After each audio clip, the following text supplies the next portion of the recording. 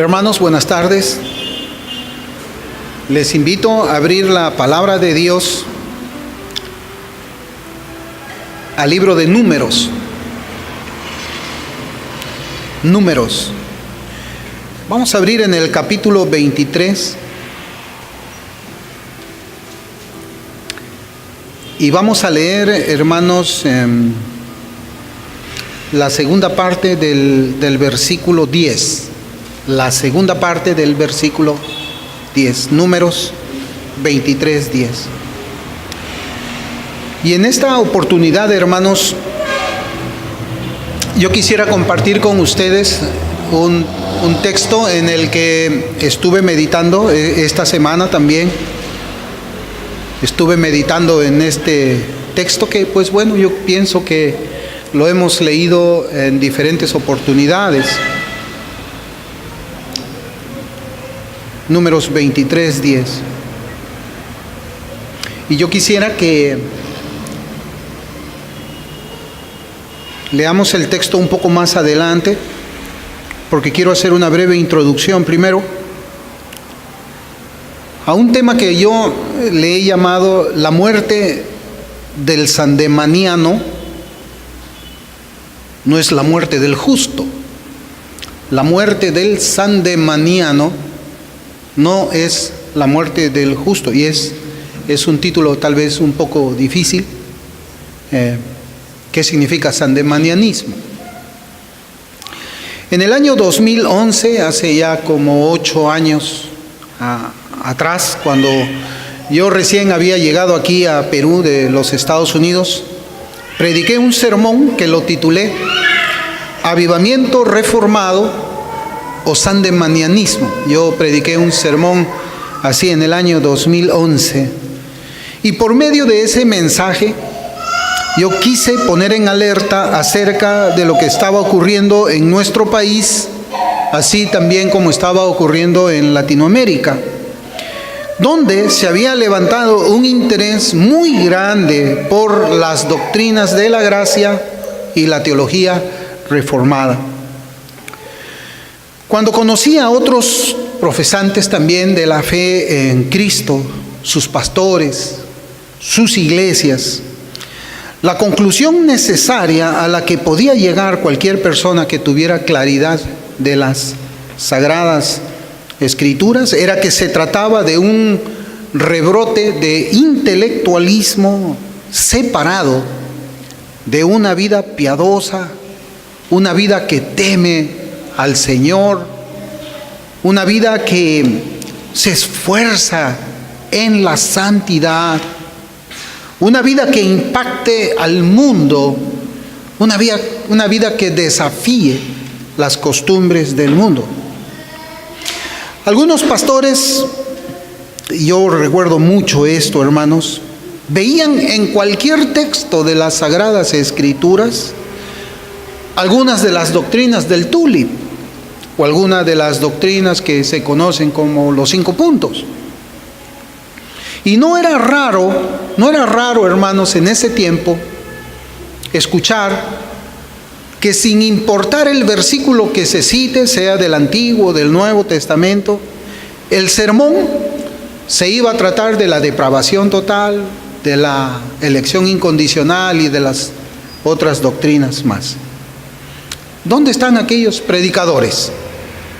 Bueno, algunos de ellos han terminado negando hoy, o ya tal vez hace algún tiempo, lo que una vez predicaron con mucho fervor. Ya lo niegan.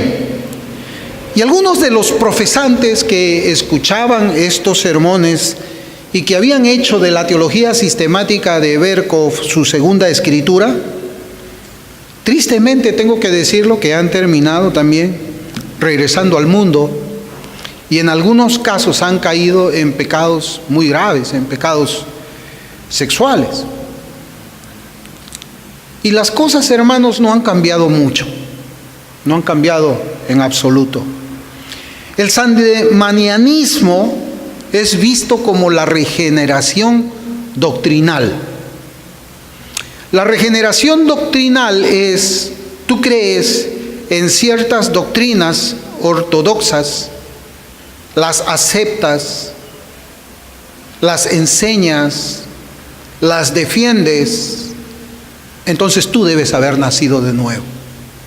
Solamente por el hecho de que se junten esas tres acciones alrededor de cierto conjunto de doctrinas, como las doctrinas de la gracia, era suficiente. Eso era lo que postulaba Robert Sandeman en su tiempo, y el pastor Martin Lloyd-Jones en sus días también, cuando él estaba predicando allá en Inglaterra, él también combatió esta herejía. El sandemanianismo, visto como la regeneración doctrinal, continúa reinando todavía en muchos pastores evangélicos y en muchas congregaciones protestantes y en muchos que no tienen ni iglesia y no tienen pastor y que tampoco congregan.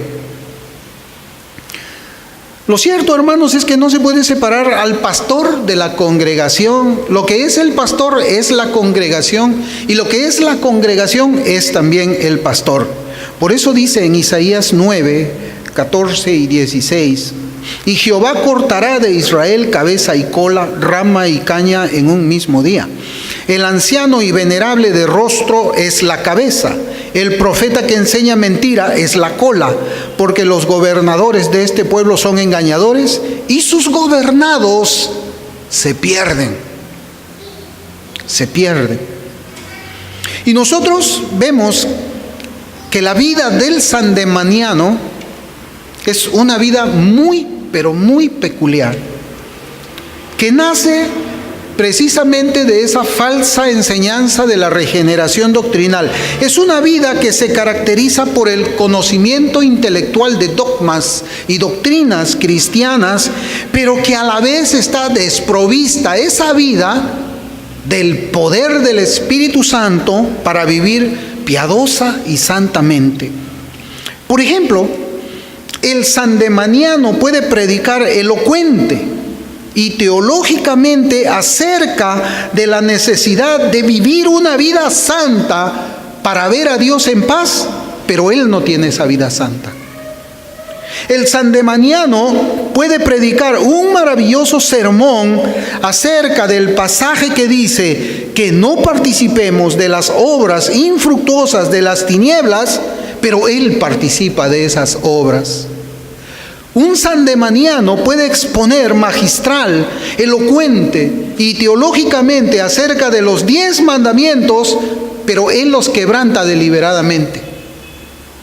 Un sandemaniano puede predicar acerca de las obras que Dios aborrece profundamente en su corazón, como dice Proverbios 6, versículos del 16 al 19. 6 cosas aborrece Jehová, y aún 7 abomina su alma: los ojos altivos, la lengua mentirosa, las manos derramadoras de sangre inocente, el corazón que maquina pensamientos inicuos, los pies presurosos para correr al mal, el testigo falso que habla mentiras y el que siembra discordia entre los hermanos. Sin embargo, el sandemaniano que predica esas cosas o contra esas cosas practica esos actos que son aborrecibles para Dios, y además se complace con los que practican esos mismos actos.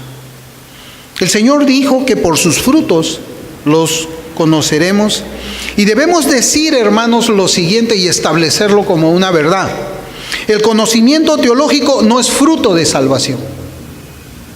El conocimiento teológico no es fruto de salvación. Satanás conoce la teología correcta y él no es salvo. La elocuencia tampoco es un fruto de salvación. El crecimiento numérico en una iglesia tampoco es fruto de que esa iglesia está caminando por las sendas antiguas, esté caminando en la justicia, en la verdad, en la rectitud. Así pues, la palabra de Dios nos enseña a nosotros claramente que las acciones del sandemaniano no son signos de verdadera salvación. El sandemaniano conoce la palabra de Dios, pero no es salvo. El sandemaniano comunica la palabra de Dios, pero no es salvo. El sandemaniano obedece aún la palabra de Dios, pero no es salvo. Por eso yo quiero, hermanos, que meditemos en este mensaje con sinceridad de corazón, pues vamos a hablar de actitudes religiosas que nosotros mismos practicamos, que nosotros mismos tenemos, pero que no necesariamente significan que hemos sido salvados. En el Antiguo Testamento nos encontramos nosotros con un sandemaniano. Este sandemaniano conocía la palabra de Dios. Este sandemaniano comunicaba la palabra de Dios y este sandemaniano obedecía el mandamiento de Dios, pero terminó en el infierno eterno. Yo les dije que íbamos a leer la segunda parte del versículo 10 del capítulo 23 del libro de Números. En la versión de la Reina Valera actualizada de 1989, la última parte de ese versículo dice: muera yo la muerte de los justos y sea mi final como el suyo. Muera yo la muerte de los justos y sea mi final como el suyo. ¿Quién dijo estas palabras? Estas palabras fueron dichas por Balaam. Balaam, un hombre que escuchaba la palabra de Dios, un hombre que comunicó la palabra revelada y que obedeció el mandamiento dado por Dios. Balaam era un profeta, pero era un falso profeta. Era un falso profeta a quien las Escrituras lo llaman como caído, pero abierto de ojos. Miren cómo dice: caído, pero abierto de ojos. Él era abierto de ojos porque él podía ver a Dios. Él podía escuchar la palabra de Dios, comprender la voluntad de Dios. Él comunicó lo que Dios había mandado en una situación específica. Él obedeció, él dijo: tengo que obedecer. Él obedeció lo que Dios dijo allí, pero él terminó muerto con los enemigos de Dios. Números 24:4 dice: dijo el que oyó los dichos de Dios, caído, el que vio la visión del Omnipotente, caído, pero abiertos los ojos. El versículo 16 de ese mismo capítulo dice: dijo el que oyó los dichos de Jehová y el que sabe la ciencia del Altísimo, el que vio la visión del Omnipotente, caído, pero abiertos los ojos. Caído, pero abiertos los ojos. Hermanos, este hombre tenía abiertos los ojos. Es lo que la Escritura nos enseña. Y es triste hablar de Balaam. Es triste hablar de ese estado espiritual. Balaam escuchaba las palabras del Dios vivo. Balaam proclamaba la prosperidad del pueblo de Dios. Balaam tenía el conocimiento de la voluntad del Altísimo. Y este mismo hombre, fíjense que conocía la palabra de Dios. Este hombre que comunicaba la palabra de Dios. Este hombre que obedecía lo que Dios estaba mandando, él dice estas palabras: muera yo la muerte de los justos y sea mi final como el suyo. ¿Qué piensa usted de eso, hermano? ¿Qué piensa usted de eso, hermana?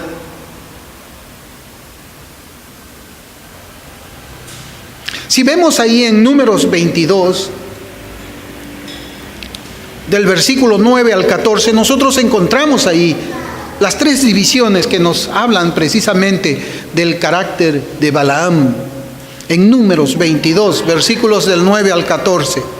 Por ejemplo, nosotros vamos a ver que del versículo 9 al 12 Nos dice la Escritura, nos informa de una manera muy clara la palabra de Dios, que Balaam escuchaba la palabra de Dios, y no solamente la escuchaba, sino que también entendía la voluntad de Dios. Y vino Dios a Balaam y le dijo: ¿qué varones son estos que están contigo?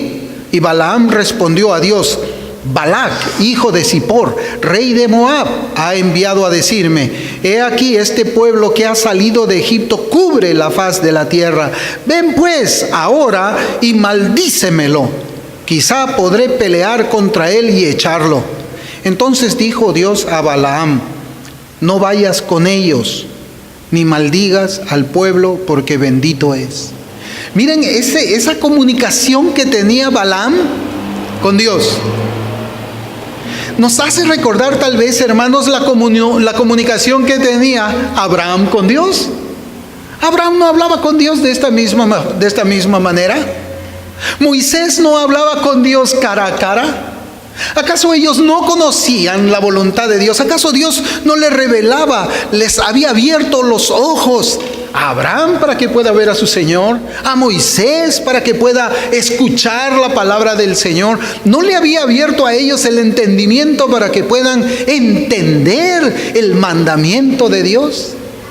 Hermanos, Balaam era un profeta que tenía la habilidad espiritual dada por Dios, evidentemente, de escuchar y entender lo que Dios hablaba. Vemos en el versículo 13 de que él ahora comunica lo que Dios había dicho, lo que él sabía que era la voluntad de Dios. Mira, el versículo 13 dice: así Balaam se levantó por la mañana y dijo a los príncipes de Balac: volveos a vuestra tierra, porque Jehová no me quiere dejar ir con vosotros. Ahí está. Él no solamente se guarda esa palabra, él se presenta delante de esos príncipes, los reúne y abre su boca para comunicar la voluntad de Dios. Y no solamente él entiende y comunica, sino que Balaam también obedeció la palabra de Dios. El versículo 14 dice: y los príncipes de Moab se levantaron y vinieron a Balac y dijeron: Balaam no quiso venir con nosotros. Por supuesto, Balaam no quiso ir con ellos porque el Señor se lo había prohibido. Es decir, Balaam obedeció al Señor. Hermanos, si nosotros lo viéramos y lo escucháramos así a Balaam, como el receptor de los oráculos de Dios, como aquel que está hablando a otros la palabra de Dios, y vemos que él obedece también la palabra de Dios, ¿qué pensaríamos de él? Creyente. Es un profeta. Él tiene comunión con Dios, él escucha al Dios Altísimo. El Dios Altísimo se revela a él. Y mira, y él nos trae a nosotros la palabra, la voluntad de Dios. Y no solamente eso, sino que también lo obedece. Él es un cristiano. Balaam es un creyente. ¿No creeríamos eso acaso en estos días? Porque nosotros no podemos ver los corazones. Nosotros lo que vemos son frutos externos. Y hermanos, yo le decía que es triste hablar de esto porque aunque Balaam mismo podía ser parte de esos grandes, muy grandes privilegios espirituales, él también tuvo la certeza de la verdadera situación de su alma. O sea, él escuchaba la palabra de Dios, comunicaba la palabra de Dios, obedecía la palabra de Dios, pero también él sabía que su muerte no iba a ser como la muerte del justo. Porque sus palabras desean una muerte que él mismo sabía que no tenía. Sus palabras anhelaban un final al que él sabía que no iba a llegar. No iba a llegar. Hermanos, saber nuestro estado espiritual. Miren, saber nuestro estado espiritual por encima de las actitudes religiosas es una obra de gracia. Balaam no había puesto la confianza de su salvación en las actitudes religiosas. Él no puso su confianza en que él escuchaba a Dios, veía a Dios, proclamaba de Dios y obedecía a Dios. No. Él era honesto con él mismo, en sus adentros, podemos decir. Y aunque muchos podían ver exteriormente esas actitudes de él, el corazón de él decía: ojalá pudiera yo tener la muerte del justo. Porque él sabía que no era justo por la manera como es que él vivía. Él conocía su corazón. Es verdad, tenía algunas actitudes religiosas, pero él sabía que su final no estaba arriba en los cielos con el Dios de la gloria, a quien él podía ver y escuchar. Su final estaba en el infierno. Es una obra de gracia, hermanos, llegar a conocer esa situación espiritual de nuestras almas. Es una obra de gracia, pero ¿saben qué? Esa no es una gracia salvífica. El hecho de que una persona sepa que no va a ir al cielo, por el hecho de saber que no va a ir al cielo, no significa que va a ir. No significa que va a ir. El hecho de que sabe que está muerto en delitos y pecados, no significa que va a entrar en la gloria con el Señor. El hecho de que sepa de que Cristo murió en la cruz y que demanda arrepentimiento. El hecho de que sabe de que la Escritura dice de que lo que vale es la nueva criatura, la nueva creación en Cristo Jesús. El hecho que sepa eso, lo enseñe, lo predique, no significa que va a ir a la gloria con el Señor. Eso es sandemanianismo. Y no se da cuenta usted de que en nuestros días esa enfermedad no se ha apagado, está creciendo. Muera yo la muerte de los justos y sea mi final como el suyo. Y estas palabras, hermanos, nos enseñan también que los justos vamos a morir corporalmente de la misma forma como los impíos también mueren. El limpio de manos morirá, así como también aquel que tiene las manos inmundas va a morir. El de corazón puro morirá, así como aquel cuyo corazón es hediondo. El que no ha elevado su alma a falsedad morirá, así como aquel que tiene un alma hipócrita.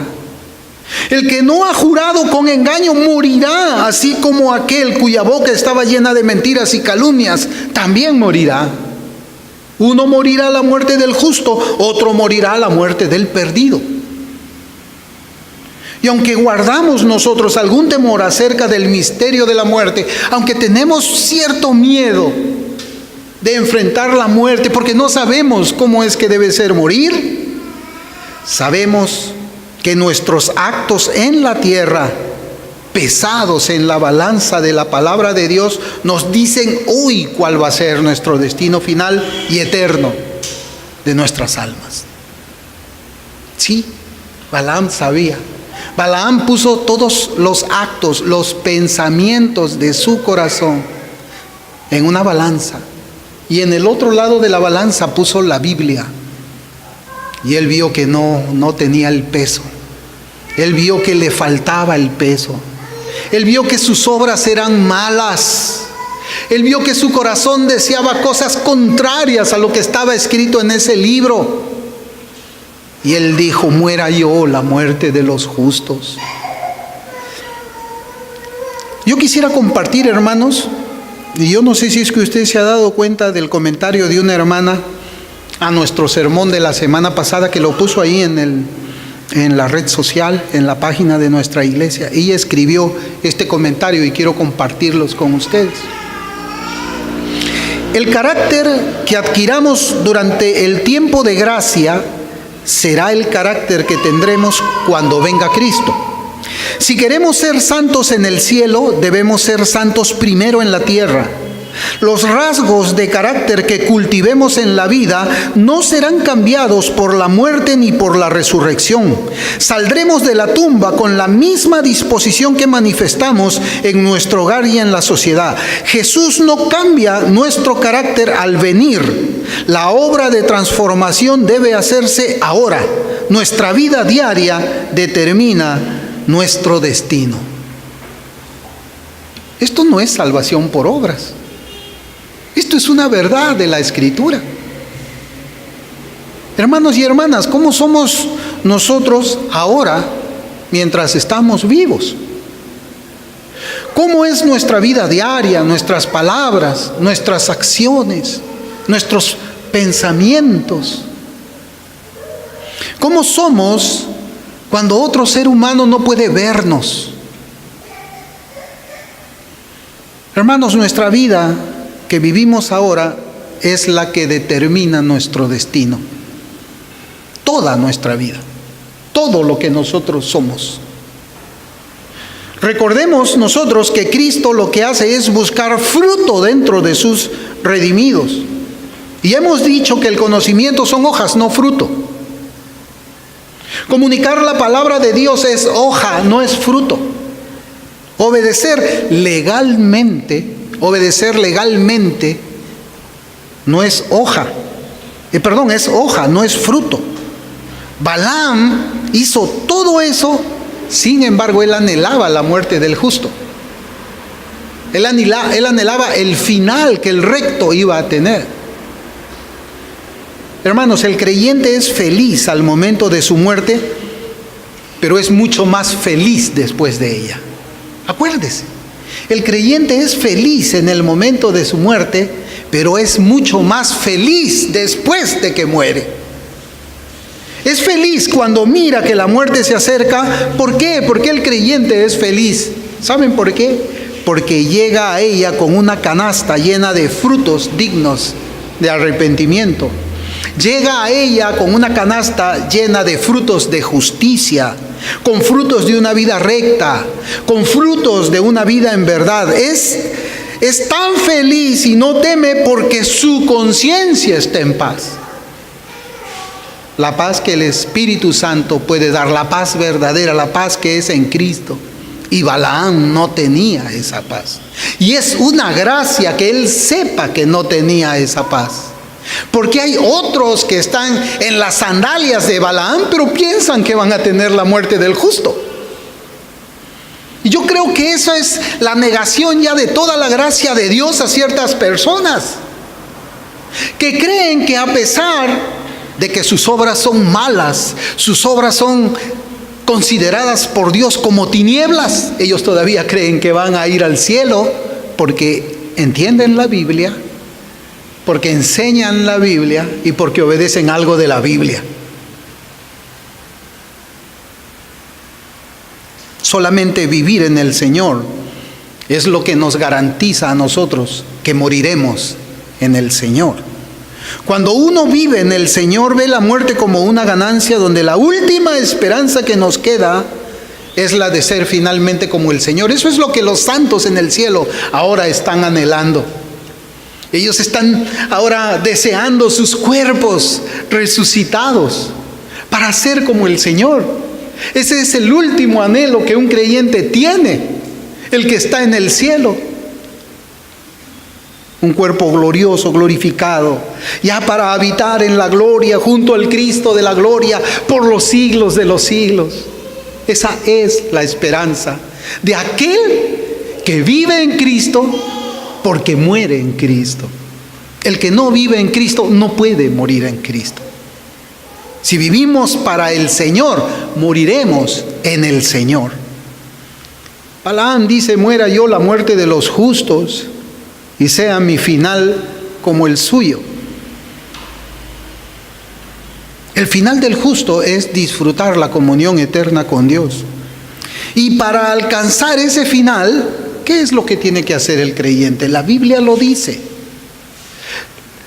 Se ocupa en su salvación con temor y temblor. Filipenses 2:12.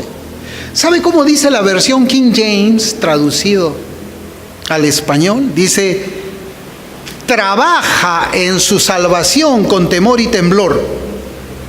Esa palabra, se ocupa o trabaja, esa palabra griega significa producir mediante esfuerzo. Producir mediante esfuerzo.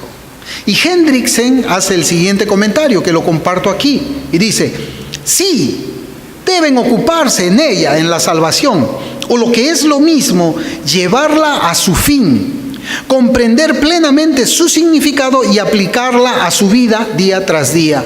Deben afanarse en producir todos los frutos del Espíritu en sus vidas. La lista completa que se enumera en Gálatas 5, 22 y 23. Deben aspirar a nada menos que la perfección moral y espiritual. Tremenda definición de Hendriksen. Es una definición que puede ser llevada, puede ser obrada, puede ser trabajada, puede llevarse a cabo. ¿Por quién? Por aquel que es creyente verdadero. El impío no puede hacerlo. El impío no puede trabajar en ninguna salvación con temor y temblor porque no la tiene. No la tiene. Está desprovisto de ella. El que no es de Cristo, tiene un deseo natural de ser salvado y que su alma vaya por la eternidad al cielo, pero él no puede hacer las obras del justo. Fíjense, acá hay una diferencia importante que nosotros tenemos que considerar. El incrédulo desea ir al cielo. Usted vaya afuera y pregúntele, ¿usted quiere ir al infierno? Pregúntele a cualquier transeúnte de ahí. ¿Quién le va a decir que sí? Solamente un loco diría, sí, yo quiero ir al infierno. Un loco, un desquiciado, alguien que no razona bien. Pero si usted le pregunta a una persona común y corriente, ¿tú quieres ir al cielo? Sí, yo anhelo, yo quiero ir al cielo por la eternidad. ¿Quieres hacer las obras del justo? Bueno, es posible que te diga, sí, yo quisiera hacer las obras del justo. Pero la pregunta es, ¿puede hacer las obras del justo? No puede. Porque la Escritura nos dice que hemos sido creados para buenas obras. El sandemaniano sabe que el creyente ha sido creado para buenas obras. Él sabe eso. Pero lo que él piensa es que puede suplir ese requisito espiritual que no tiene, porque él no ha sido creado para buenas obras, porque sus obras son tinieblas. Él cree que puede suplir, puede compensar ese requisito espiritual por medio del aprendizaje intelectual de Dios, por medio de conocer doctrina de Dios, por medio de conocer la voluntad de Dios y por cumplir también algunos de los mandamientos más sencillos, como por ejemplo, congregar. El sandemaniano sabe por la palabra que conoce intelectualmente, porque él sabe que su fin no será como el de aquel que vivió en Cristo, porque él no vive en Cristo. Él sabe que su fin no va a ser igual como aquel que se esforzó en una vida santa, en aquel que se esforzó por una vida pura y recta. No, él sabe que no va a tener ese final. Él sabe ya que hay una diferencia entre un verdadero creyente y él mismo. Él sabe que el verdadero creyente corre como un atleta. Él sabe que está atado y no puede correr como el otro corre. Él lo sabe, pero no entiende la diferencia. Y si la entiende, trata de suplirla por medio de ¿qué? Doctrinas. Predicar. Obedecer parcialmente algo y piensa que con eso ya se compró a Dios o se lo metió en el bolsillo o lo engañó. Pero lo peor de esto es de que nosotros vemos en Balaam como el sandemaniano, que sabe que él no puede hacer obras de justicia. Él sabe que no es una nueva criatura, pero ¿saben qué cosa es lo peor? Que él no busca hacer obras de justicia. Él no busca el medio para nacer de nuevo. Él no quiere arrepentirse de sus pecados. Él no quiere pedir perdón a Dios. Él no quiere. Por eso él dice, mi fin no va a ser como el fin de aquel que es justo. El interés de Cristo no es que su nombre sea proclamado por los demonios. Si nos fijamos con detenimiento, Cristo hizo callar a los demonios que lo reconocían con voz alta como el Hijo de Dios. ¿Cuántas veces hemos leído eso en el Evangelio? Frederick Lehi escribe en su libro Satanás echado fuera. Él dice: Cristo ordenó a los demonios que callaran, pero permitió a los que sanó dar testimonio de su curación. A cada uno de ellos le dijo: vete a tu casa, a los tuyos, y cuéntales cuán grandes cosas el Señor ha hecho contigo y cómo ha tenido misericordia de ti. Cristo no permitió que los demonios dieran testimonio de su mesiasgo. Como bien dice Stonehouse, no podía permitir que el reino de Satanás fuera el agente de su revelación a los hombres. Hermanos, los demonios no son agnósticos. Los demonios saben que Dios existe. Ellos conocen la existencia de Dios. Ellos conocen mucho el ser de Dios. Ellos saben mucha teología. Y aquí vemos a Balaam. Balaam en el juicio después de su muerte. Él ya murió hace muchos años. Pero él en ese juicio, porque dice la Escritura que está determinado que el hombre muera una sola vez y de ahí el juicio. En ese juicio al que su alma compareció, él mismo debe haberse autosentenciado como culpable. No fue necesario que Cristo dijera la sentencia. Él mismo, cuando apareció delante del Señor, debe haber dicho: Señor, no digas nada, yo soy culpable. Porque él sabía que no iba a morir la muerte del justo. Porque él sabía que el final de él no iba a ser como el final de los rectos. Y así será con todo sandemaniano, hermanos. Así será. Porque ellos no han sido creados en Cristo Jesús para buenas obras, las cuales preparó Dios de antemano para que anduviese en ellas. Muera yo la muerte de los justos, y sea mi final como el suyo. Estas fueron palabras de un hombre que escuchaba a Dios, que hablaba de Dios y obedecía a Dios, pero no llegó lo suficientemente lejos para alcanzar dicha muerte. No llegó lo suficientemente lejos para alcanzar la muerte del justo. El deseo del sandemaniano es diferente al deseo de un creyente verdadero. El deseo del sandemaniano de alcanzar la vida eterna viene de su mente, de su intelecto, por lo que ha leído en la Biblia. Pero el deseo del creyente viene de su corazón, donde la Biblia está. Esa es la diferencia, hermanos, entre el deseo del sandemaniano y el deseo del creyente. El deseo del incrédulo es obtener la muerte del justo, pero sin vivir la vida del justo. Quiere morir como el justo, pero no quiere vivir como debe vivir un justo. Si un hombre tiene el verdadero deseo de hacer el bien, lo hace. Escuche bien, hermano, si un hombre tiene el deseo de hacer el bien, lo hace. Lo hace. Si tiene el verdadero deseo de abandonar sus pecados, los abandona. Si tiene el deseo de vivir en justicia, verdad y rectitud como le agrada a Dios, abandona todo y a todos los que son obstáculo para alcanzar esa vida. El que tiene el deseo de hacer algo bueno, lo hace. El sandemaniano pues desea el gozo eterno, pero él rechaza ser conformado a la imagen de Cristo. ¿Y cómo puede ser eso posible?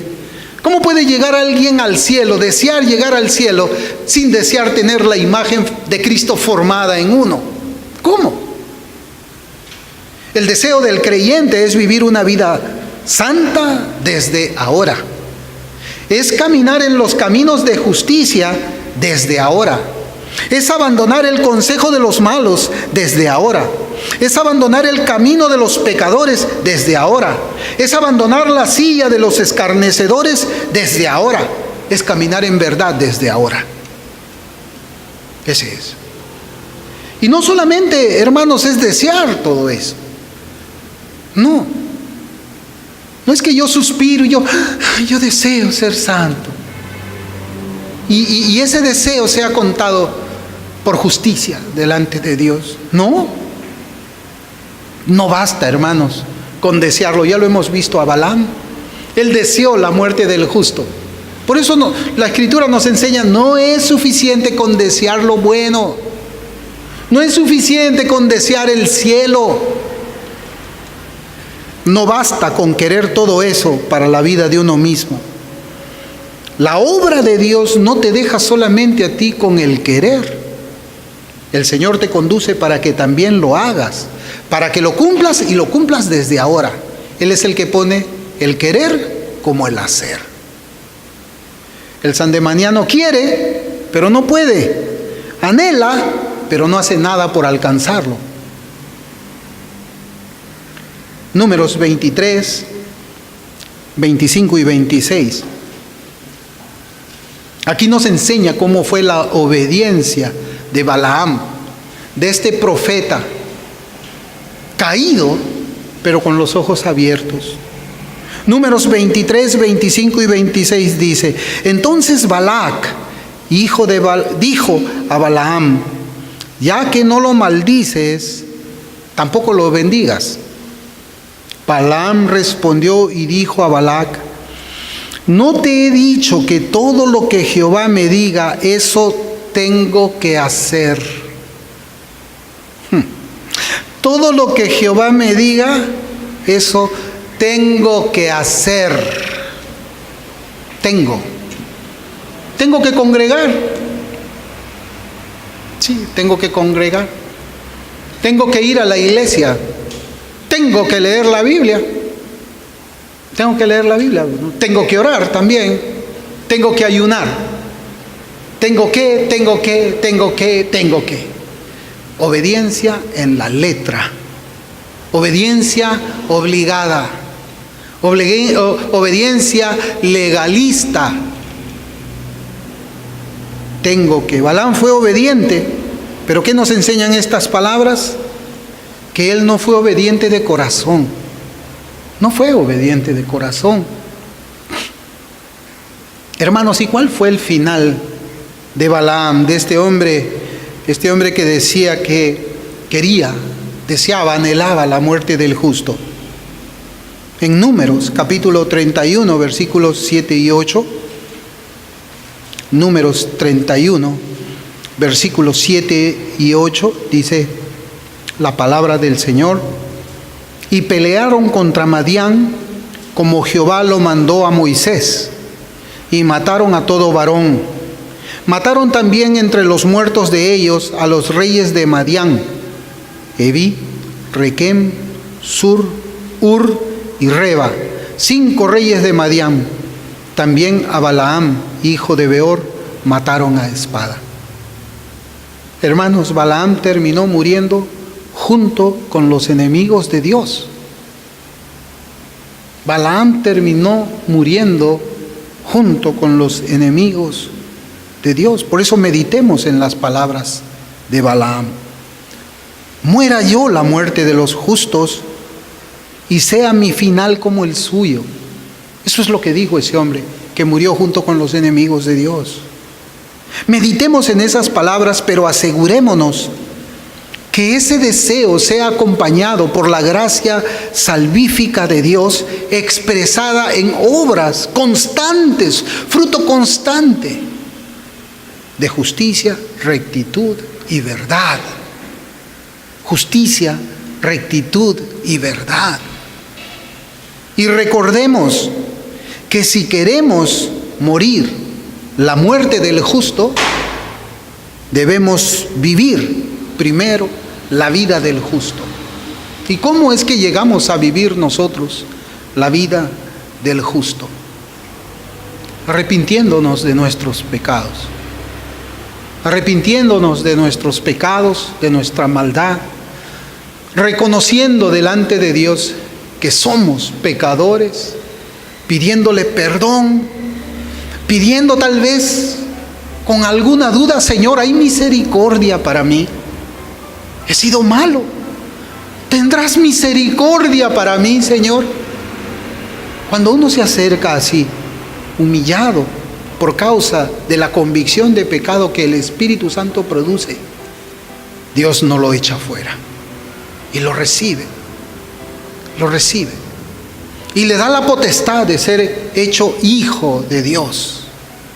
Solamente cuando uno es hijo de Dios verdadero, puede vivir la vida del justo y puede tener la muerte del justo. Vamos a orar.